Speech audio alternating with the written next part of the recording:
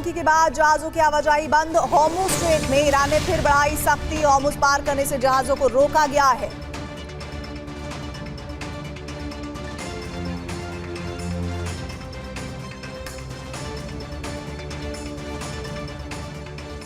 समझौता, ये शब्द दुनिया भर में सबसे बड़ी सुर्खियां इस वक्त बना हुआ है। जब G7 समिट में MOU पर कांपते हाथों से ट्रंप ने हस्ताक्षर किए।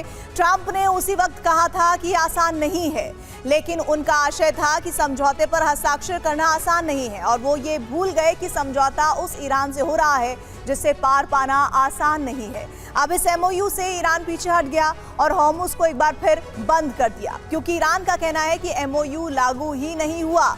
उसका तर्क है कि इजराइल ने लेबनान पर हमले नहीं रोके, ये तो समझौते की पहली ही शर्त का उल्लंघन हो गया। इसीलिए हॉर्मुज फिर से बंद है और अरब में फिर महासंग्राम के तीसरे चरण की आहट गूंज उठी है। IRGC ने शाम को हॉर्मुज बंद करने का ऐलान कर दिया। IRGC ने कहा कि कोई भी जहाज हॉर्मुज क्रॉस करने की गलती ना करे। लेबनान पर हमले होने के कारण हॉर्मुज बंद किया गया। ट्रंप ने कहा कि ईरान को अब कोई रकम नहीं मिलेगी। ट्रंप ने धमकी दी कि ईरान पूरी तरह खत्म हो चुका है।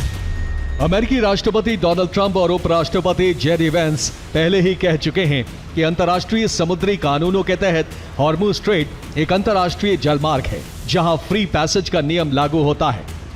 शिपिंग इंडस्ट्री और अमेरिका के खाड़ी सहयोगी जैसे सऊदी अरब और UAE इसका कड़ा विरोध कर रहे हैं। उनका कहना है कि अगर ईरान को पैसे वसूलने की इजाजत दी गई तो यह दुनिया के बाकी जलमार्गों के लिए एक खतरनाक मिसाल बन जाएगा। दूसरी तरफ अमेरिका ने ऐसे संकेत दिए थे जिसके मुताबिक ईरान के साथ मिलकर हॉर्मुज स्ट्रेट पर VIP लेन जैसी व्यवस्था पर विचार किया जा सकता है। MOU के बाद 60 दिनों की अवधि में अंतर्राष्ट्रीय कानून और हॉर्मुज से सटे देशों की संप्रभुता को ध्यान में रखकर सबसे चर्चा करेगा। हॉर्मुज में भविष्य के प्रशासनिक मॉडल को तय करने के लिए ओमान सल्तनत के साथ बातचीत करेगा।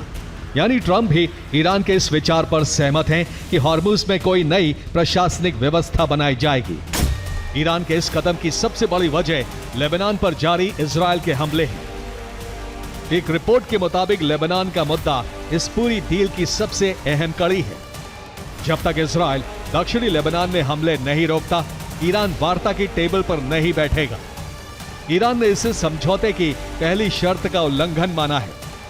समझौते के तहत नियम था कि सभी मोर्चों पर तुरंत सैन्य कार्रवाई रुकेगी, लेकिन स्विट्जरलैंड वार्ता से ठीक पहले इजरायल ने दक्षिणी लेबनान में भीषण हवाई हमले किए, जिसमें कई लोग मारे गए।